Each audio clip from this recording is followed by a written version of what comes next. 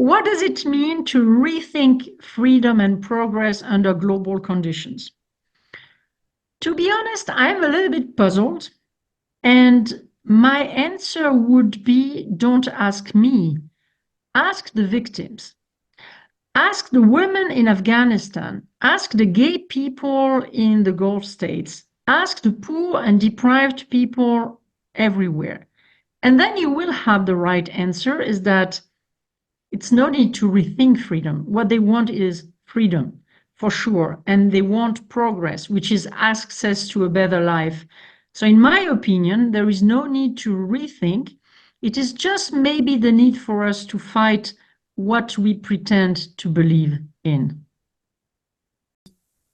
I think we live in a time period, zeitgeist, let me put it like this, as Friedrich Hegel used to say, zeitgeist of today is that the freedom and progress actually should go hand in hand. But we see that this is unfortunately facing a lot of troubles, despite the fact that we had in the 19th and 20th century authoritarian, totalitarian regimes.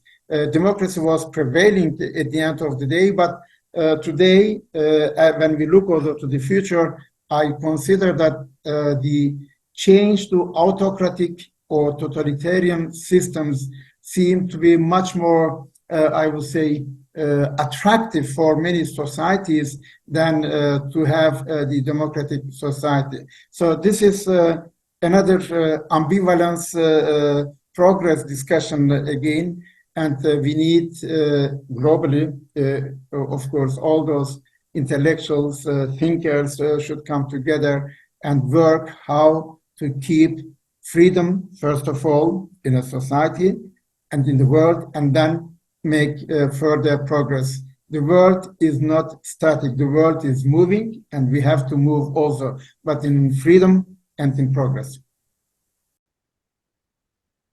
In my field of international law, the phrase ambivalence of progress is a very apposite one.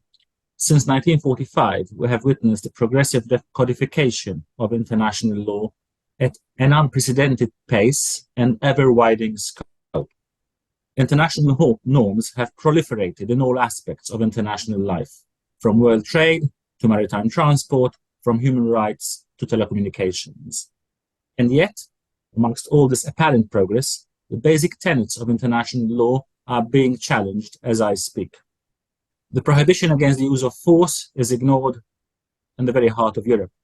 The norm prohibiting annexation of territories is under stress and sometimes from unexpected quarters. In European states, we see backsliding against international mechanisms designed to protect fundamental rights. Within the UK, one of the founders of the European Convention on Human Rights, a serious debate has started as to whether it should withdraw from the convention. So while the international community seeks to develop rules regulating artificial intelligence and unmanned maritime vessels, we regress on fundamental tenets such as human rights and use of force. Ambivalence indeed. I mean, freedom nowadays is to have the knowledge. The one who has more knowledge is more free. But the knowledge is not everybody has the same level. So some people, because of they are not able to deal with the new technologies, they feel less free and they feel just catch. And this is also a problem, I think.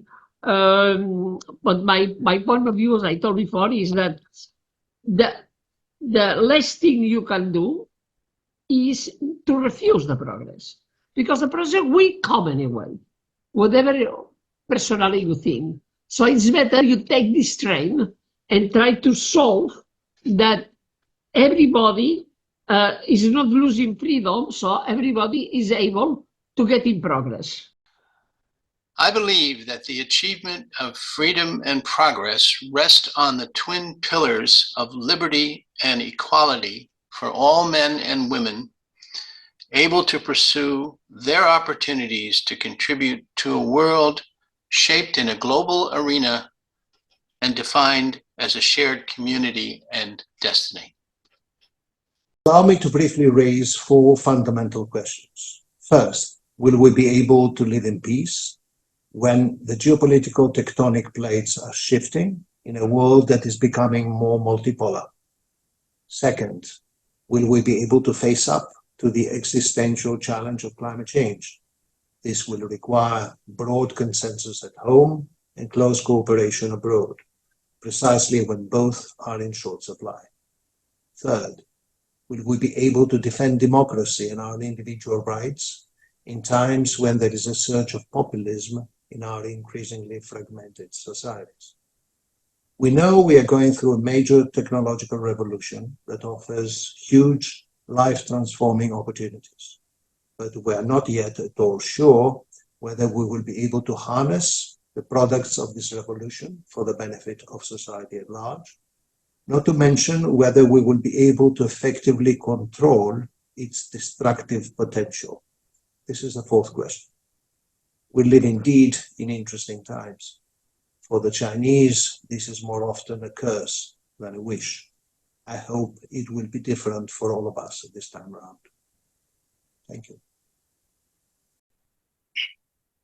For me, the ambivalence of progress means that progress has positive sides, but unfortunately also some negative sides. Normally, progress should serve to improve the living and working conditions of all the people. Unfortunately, history has shown that it is also used in areas such as medicine, health, and technology to create a gap between wealthy and social vulnerable people, and even to destroy lives. In my opinion, it is necessary and urgent to rethink freedom and progress under the global conditions of our time in order to avoid excessive use of freedom and harmful use of, for example, technology progress with the nowadays rapid development of artificial intelligence.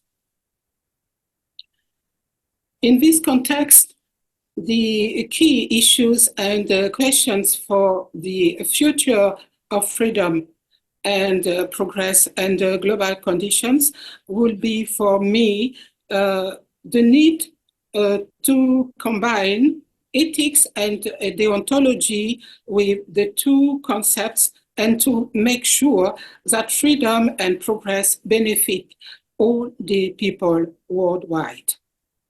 To this end, it will be relevant to establish laws and regulations capable of ensuring that there will be no abuse of power in their implementation, of progress and freedom.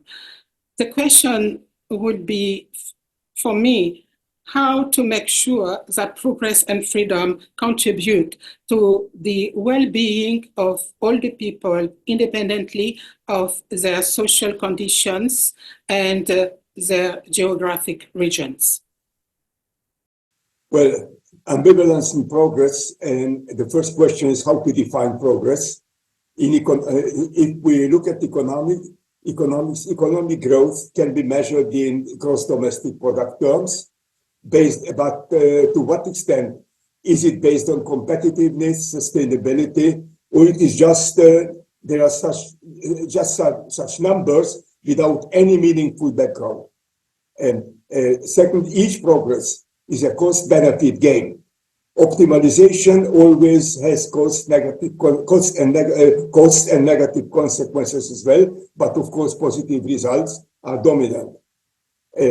Progress can only be measured and qualified in an interdisciplinary framework: economic, political, security-based, social, environmental, psychological, mental impacts are in play, and the question is how to balance what kind of benefits and what kind of cost this balance is bringing. And last but not least, to the first question, ambivalence between short and longer term impacts. Short-term benefits, as we know, may turn out as longer-term costs and vice versa. Second, rethinking freedom and progress in global conditions of our time. We have some positive examples. A lot of them, most of them come from liberal countries, but also we have experienced in the last decades, particularly in East Asia and in China, a dynamic economic development, growing competitiveness, increasing global and regional presence, growing outward foreign direct investment, under political dominance or dictatorship.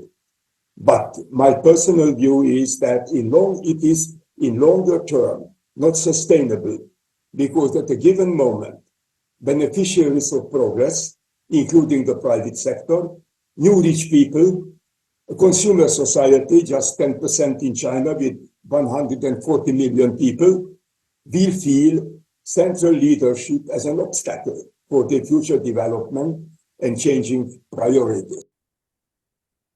Good morning. It is a pleasure for me to participate in this forum as a former student of the Research Center for European Integration, CEI.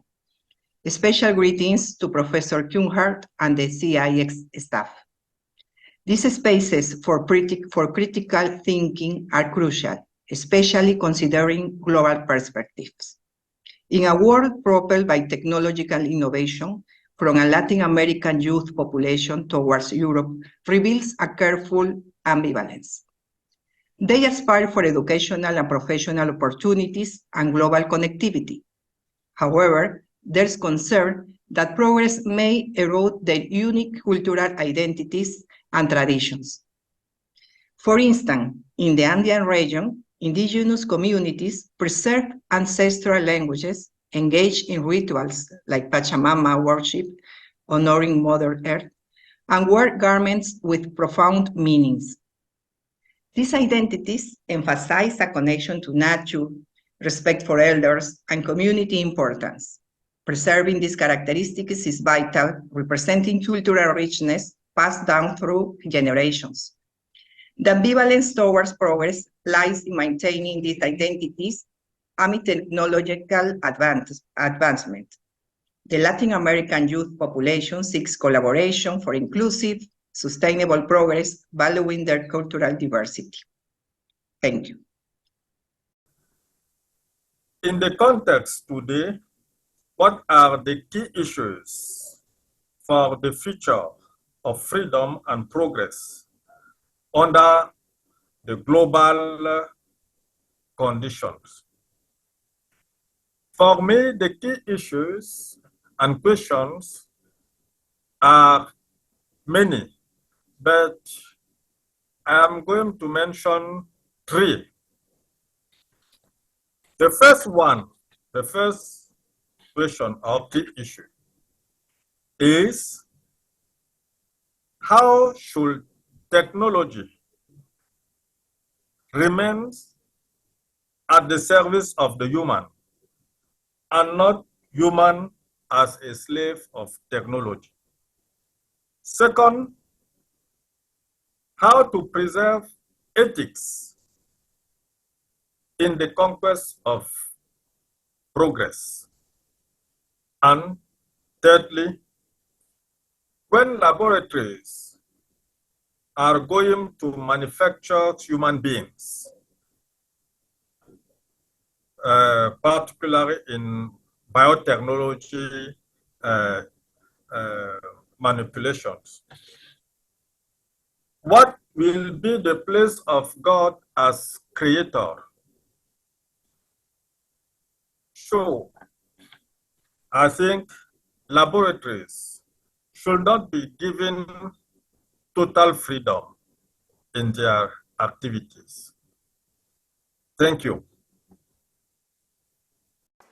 The natural environment, social order, and the international system are increasingly challenged by humans. It is time now to reflect on the traditional definition of freedom, which is very much human and individual-centered. For other species and in the nature, This concept of freedom is arrogant and it needs to be expanded in order to achieve a balance and harmony between humans and nature, as well as between individuals and society in the future. This is to say, freedom should no longer be solely defined as the rights of humans as individuals. Freedom should also encompass the responsibilities that humans should bear for nature and society. Other species should also enjoy the freedom to live without human threat. The monopolistic understanding of freedom only in terms of humankind or individuals is to overcome. Based on this new concept of freedom, progress is no longer a linear one-way movement confined to the relationships between humans and nature, humans and humans, or nations and nations, but pacing forward and backward to achieve a harmonious balance. Therefore, retrogress can be also seen as progress if progress is considered as a step to reach the balance. To sum up, it is necessary to transcend the anthropocentric or human-centric views of freedom and progress for all, but not only humans. Thank you. I don't think that we should start in an exercise where we actually question freedom, where we question our basic values. Of course, this seems to be now a recurrent topic. We hear a lot when we have the discussions on a global theme that it is discussed the fact that we are actually, when we are defending our position, that we are defending Western values and that we have to take into consideration other values, so to speak. But I don't think that we should follow that line. We should always point to one common base, and this common base needs to persist and needs to be actually also then followed, and that is the UN Charter, the UN Declaration of Human Rights. These are global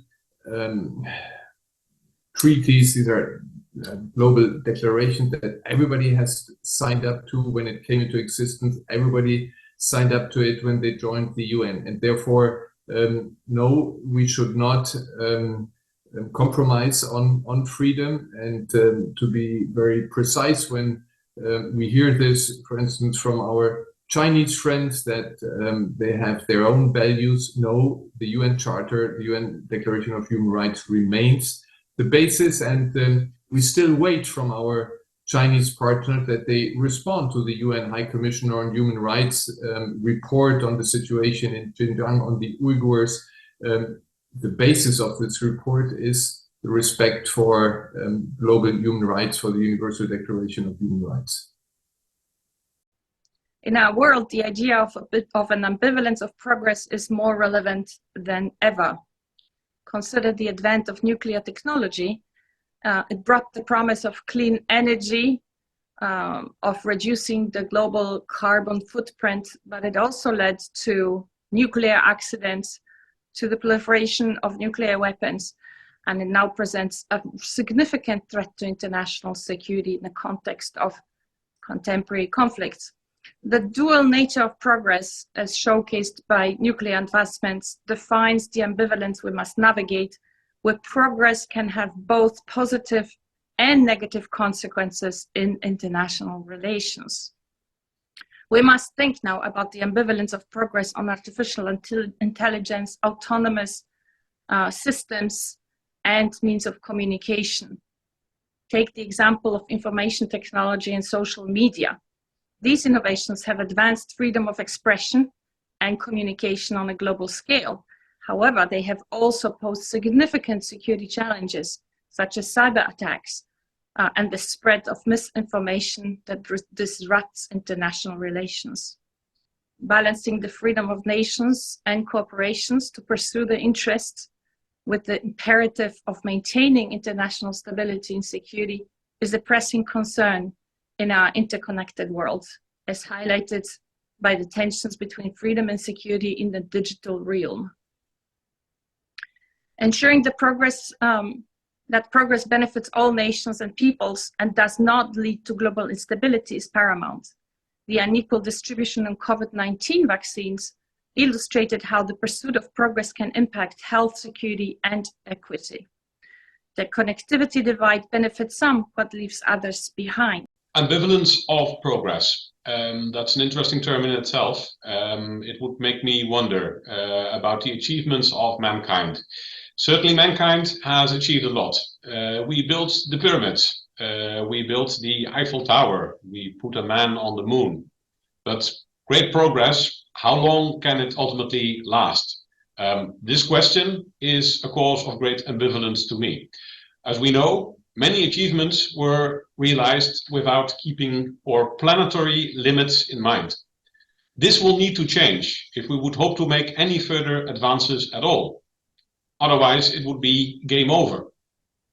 When better respecting these planetary limits, for sure, we do not need to reconsider our political conception of freedom. To my mind, Fukuyama was right in 1989, and Fukuyama will still be proven right in the long term. Politics remains just a slow boring of hard boards, as Max Weber, of course, informed us. So what we need to do is to alter our consumption patterns urgently. Let us simultaneously not relent in educating the next generation, learning them to curb their desires, to practice tolerance, and retain an open mind. This ambivalence of progress, of which we speak, reflects attunement as a requirement. I see this as defining the perceived temperament and action for sure-footedness required in an ever-changing global landscape. One such example is the Caribbean Community or CARICOM grouping, couching its future development trajectory in terms of resilience.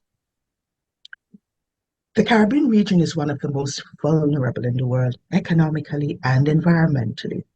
Haiti, the largest member state, is in what leaders have described as the grip of a multidimensional crisis. Therefore, rethinking freedom and progress in the current global context necessitates a return to the politics of self-determination of the post-colonial independence era, coexisting with the newer self-actualization or attainment of individual freedom. We know only ex post whether a process was progressive or not. Viagra is a failed heart medicine, but it seems to have some positive capacity. This was not anticipated by design. The road to apocalypse is paved with good intentions. Sometimes processes generate perverse results that are contrary to what was intended. Then solutions only make problems worse. Most environmental problems are unexpected negative consequences of the application of progressive technologies. Asbestos, DDT, and heroin presented progress until their true impact was understood. The point of progress is to cultivate freedom and vice versa. Sustainable development is a contradiction in terms. If it develops, it's not sustainable. If it's sustainable, it doesn't develop. Do-gooders disregard this axiom. As there is no lower limit to human stupidity, it pays off to prepare for disaster. Paranoid pessimism is not a sin, it's a splendid virtue. Remember, Murphy was an optimist.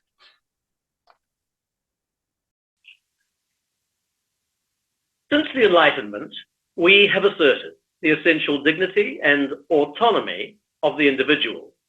Despite wars and revolutions, we've managed to restore and further elaborate political institutions to protect that progress.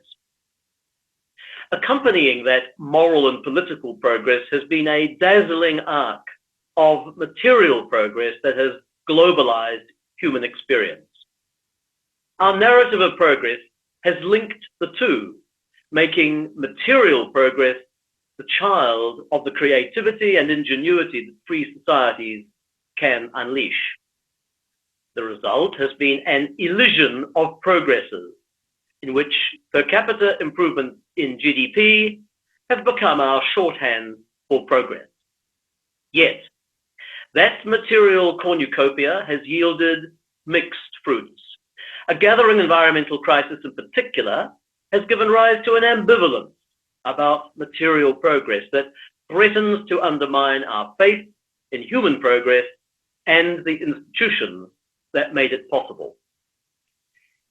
It would be easy, but mistaken, to conclude that the environmental breakdown we are facing is the inevitable result of social and economic arrangements that have failed us, and that we need to return to a world of national regimentation. I see no way that we can respond to the biggest challenges of our age, such as climate change, if we retreat into our national shells. We cannot be ambivalent about the global nature of the environmental forces we have unleashed, all of which require global cooperation if they are to be tamed. Neither can we be ambivalent about the political institutions that have accompanied the rise of societies that are both free and materially prosperous. The same creativity that has led free societies to make enormous errors of judgment will be needed to correct those errors. Progress from an environmental point of view will only be possible if we loosen the myopic hold of materiality on our notion of progress and restore human cooperation and well-being as its motivating force. For the reality is that we have set in train forces that will change the world we live in to an extent that is almost unimaginable. That is the human conundrum. How do we react to futures we cannot comprehend? Progress is no mechanism. It is driven by human action, and human actions are always ambivalent. Good and bad mysteriously intertwined.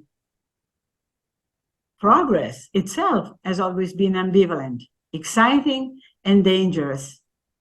So ambivalence is an opportunity for responsibility. Human agency, human freedom should be responsible to the planet and to humanity. Today, as individuals and communities, we face the question, is our agency supporting or hindering sustainable development? We need to give a humble response, remembering ambivalence, but also to respond with hope, a reasonable hope, because we are not doomed to a future we do not want. Okay, I'm an historian, and as an historian, I have always believed that progress does indeed exist. And there are many different global measures for dealing with the issue of progress, whether it's life expectancy or general health care or food production and consumption, means of transportation, communications, all these things, with technology have progressed over the centuries.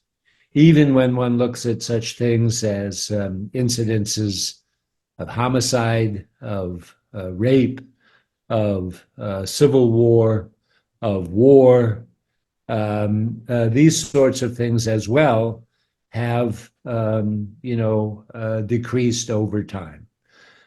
So there is progress. It's there, it's measurable, and, one should be aware that since the beginning of human history, human beings have progressed. Now, with that said, progress is not unilinear. It's not without zigzags. It's not without severe setbacks. The middle of the 20th century is a good example of that. But it's up to all of us, scholars, activists, human beings, to work towards peace, prosperity, and freedom. Without that work, there is no progress. And I think Professor Kühnhardt would agree that it's the very process of working towards progress that is progress itself. Thank you.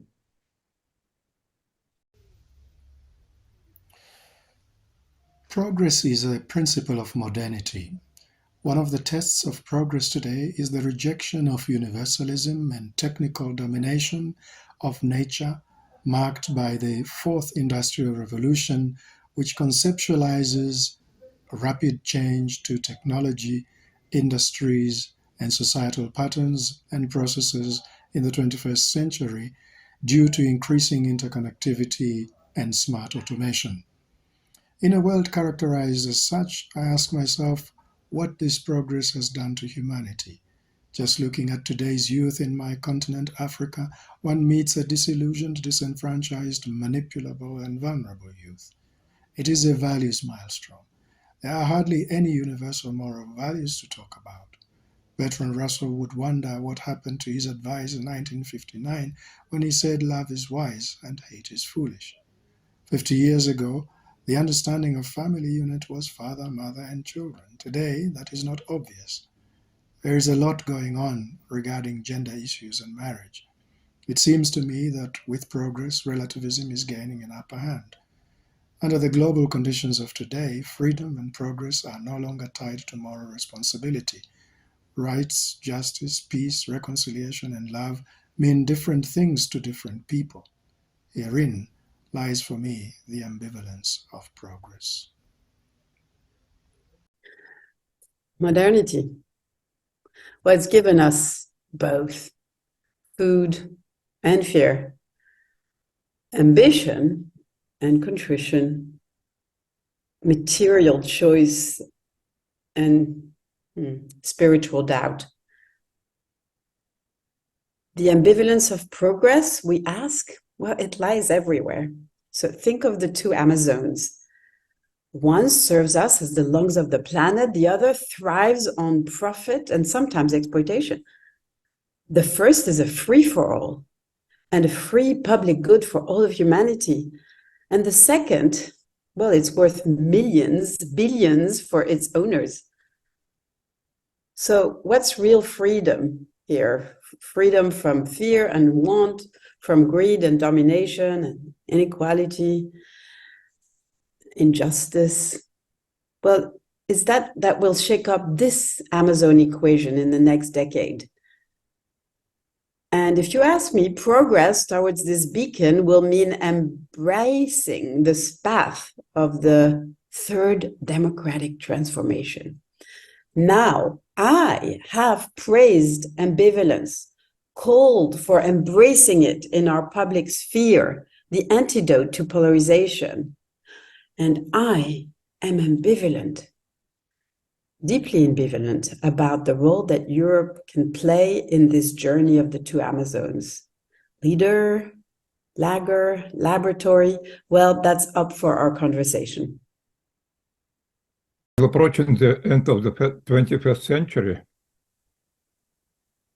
first quarter of the 21st century, we need to recognize that we were not able still to learn proper lessons from various warnings about the illusionary nature of the notion of progress, which were raised in Europe already in the 19th century. They can be summarized in the formulation of Ortega y Gasset. The idea of progress, placing truth in vague tomorrow, has proved a dulling opiate to humanity. He was not alone in this vision. We know that this illusionary way of thinking about the nature of human reality, perceived as the model of impressive advancement of natural sciences, and it was partly reinforced again at the beginning of the 90s of the last century with the collapse of the former Soviet Union and the end of the Cold War, and accompanied confidence in inevitable positive social transformation. We are facing now huge responsibility for not spreading these illusions any further until it's not too late. We know well that it's not the notion of progress which dominates our present reality, but the notion of crisis, ecological, financial, migrational, crisis of democracy, and so on. What could be done in this case? The slogan and principle formulated by Edmund Husserl beginning of the 20th century, zurück zu den Sachen selbst, formulated already at the beginning of the century, means not impose theory alien to concrete factual reality, but to face it as it is, and this is a huge challenge for all of us. The problem of responsibility, not to talk about crisis, not to talk about progress, but to act, this is a huge challenge. Thank you very much. In today's world, when we refer to freedom and progress, and the ambivalence of progress, of course, it is essential that we ensure that we can continue to fulfill our aspirations and our dreams. And in order to do this, it's essential that we safeguard our multilateral international legal system. We've been very fortunate for the last century to live in a world where interaction between all the peoples of the world has continuously increased. And this is very much the result of us consistently focusing on the human dimension of international relations. Above all else, it's always important to focus on the extent to which we collectively work together to advance the interests of us human beings. The interests have to be focused on this. And as far as I'm concerned, this is where diplomacy must always come first. Key questions we have to ask is, are we serious about wanting a world where peace prevails over war, where we have prosperity instead of increasing poverty, where solidarity, one of the fundamental pillars of our European Union, is continuing to be enhanced instead of disunity? My concern is that perhaps all of us have become more complacent as a result of the legacy that we've been benefiting from in decades gone by. And my main message is, let's continue to be relevant so that all of us can benefit, including especially the younger generations, from a better tomorrow. Thank you. The European Union and African, Caribbean, Pacific countries form a new political partnership. On 15 November 2023, in Apia, the capital of Samoa, the European Union and its member states, and the Organization of African, Caribbean, and Pacific States formed and signed a new 20-year partnership agreement. The document, now known as the Samoa Agreement, provides an overarching legal framework for relations between EU's 27 and the 79-member OACPS. The partnership covers the majority of the United Nations membership and comprises a population of 2 billion. The OACPS includes many of the Global South's poorest and least industrialized countries. This engagement with the EU is as a single unified entity, preventing fragmentation with preeminence to Africa and secondary importance to the Caribbean and Pacific. The agreement is structured to give a general part and 3 regional protocols, one each for Africa, one for the Caribbean and the Pacific, indicating specificities of regional integration that Professor Kühnhardt had worked so vigorously to support. The Samoa Agreement is grounded in the protection of human rights, democracy, and governance for people-centered and rights-based societies. The strategic priorities include such issues as peace and security, human and social development, environmental sustainability, climate change, migration, and mobility. These are all pertinent and laudable goals for an agenda of joint action by the EU and the OACPS to advance multilateralism in this era of a changing global order. The inspiration Professor Ludger Kühnhardt provided the ACP group of states was a source of strength and courage when the new agreement with Europe was being negotiated. What does it mean for me to think freedom and progress under global conditions?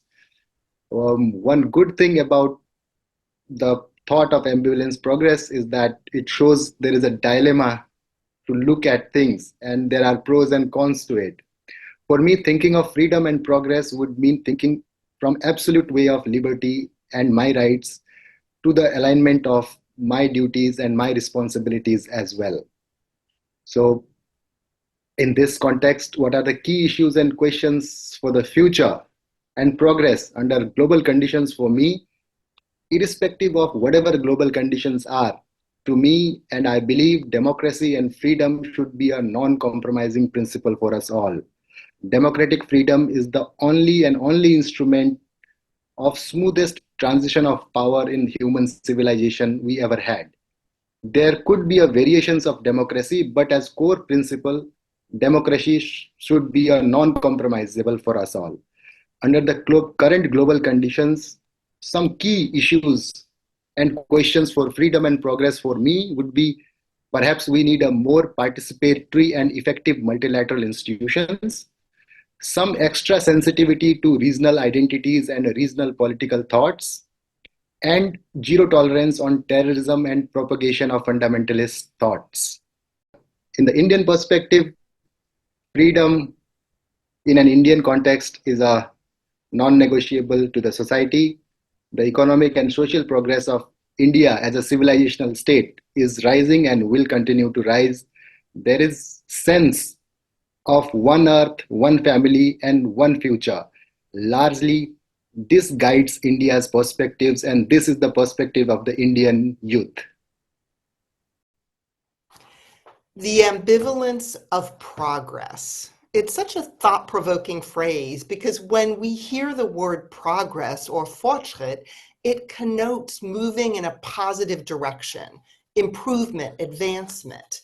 But talking about the ambivalence of progress reminds us that progress can bring downsides with it. As I thought about this, I remembered back to working for President Obama at the National Security Council. And whenever I would go into the Oval Office for a meeting or a phone call, I would see one of his favorite quotes woven into the rug in the Oval Office.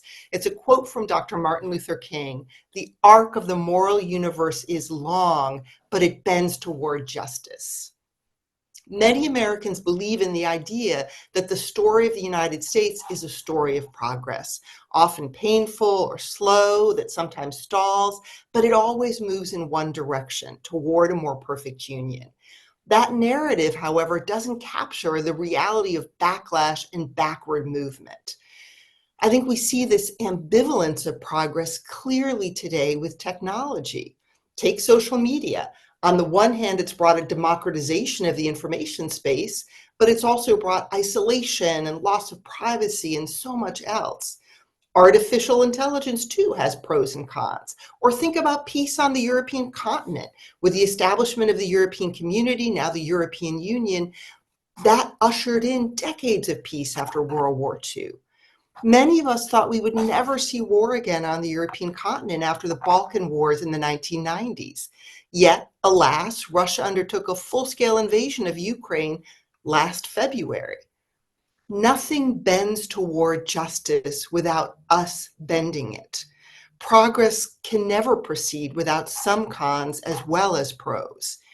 I believe deeply that when we think about standing up to Russia's unprovoked and brutal aggression against Ukraine, or think about regulating tech, we Americans will meet those challenges best when we're working together with our allies and partners in Europe. That transatlantic cooperation can help ensure progress is less ambivalent. The mRNA vaccine for COVID is just one example of what we can do together. So let's work together to bend that arc of history toward justice. Thanks. I am biased I cannot think progress without remembering my life in communist Poland, parts of the self-proclaimed progressive world. Words, you may say, are innocent. Well, the American writer Nathaniel Hawthorne once said, words, so innocent and powerless as they are, as standing in a dictionary, how potent for good and evil they can become in the hands of one who knows how to combine them. 10 years ago, a Polish art critic, Anna Rothenberg, organized a great exhibition on progress and hygiene, reminding of a forgotten social experiments in the name of progress in Europe of the first half of the 20th century. I know and respect many people who proudly call themselves progressive. They cannot be blamed for how the term progress has been abused. I can only ask them, just don't forget it. The news broke on August 18th, 1991, with a coup against Mikhail Gorbachev. Ludger was teaching comparative foreign policy with me at the University of Cape Town. We spoke on the coup, how a new hardline Soviet government might affect freedom, liberal democracy, and progress within Europe. With Ludger's words still top of mind, the ambivalence of progress should now be framed by Europe's response to the war in Ukraine. Peace as protest will not be sufficient, as the four horsemen of the apocalypse ride the steps to challenge Europe's economic and political well-being, social progress, and development. Europe is being torn between the alternatives of supporting or denying the supply of material and munitions to Ukraine. How Europe responds to Russian aggression will now define our freedom and progress as Europeans. The Federal Republic of Germany in the last 25 years has intellectuals and journalists who saw the threat coming from Putin's Russia, and they remained a minority. In particular, Richard Herzinger was a particular hero in this regard.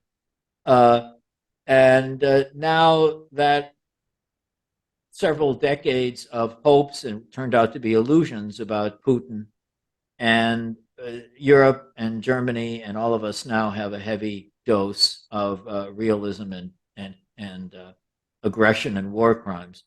So the most important thing for the progress of freedom around the world is for Europe to stand firm against Putin and to stand firm on the side of Ukraine, as long as it takes to defeat this aggression, to push Russia back to its borders, and to see to it that Ukraine become a stable democracy and is not controlled by Russian imperialism.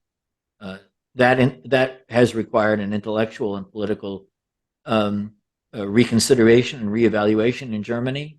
And I know it's ongoing, and I encourage it. And we can talk about what's going on all around the globe and try to sound very profound about it, but none of that will make any difference if Russia wins this war. Ukraine needs to win this war. And simply put, that is the single most important thing to advance freedom around the world. One of the great mistakes we made in the first half of what I call the post-wall period, the period after 1989, was to believe that history was moving in the direction of both progress and freedom, and that there were necessary, so to speak, automatic connections between the two. There is no automaticity. Freedom is not a process. It's always a struggle. Freedom only gives us the possibility of working for more progress, and progress only the possibility of working for more freedom. Or, in the deceptively simple words of Erich Kästner, es gibt nichts Gutes, außer man tut es.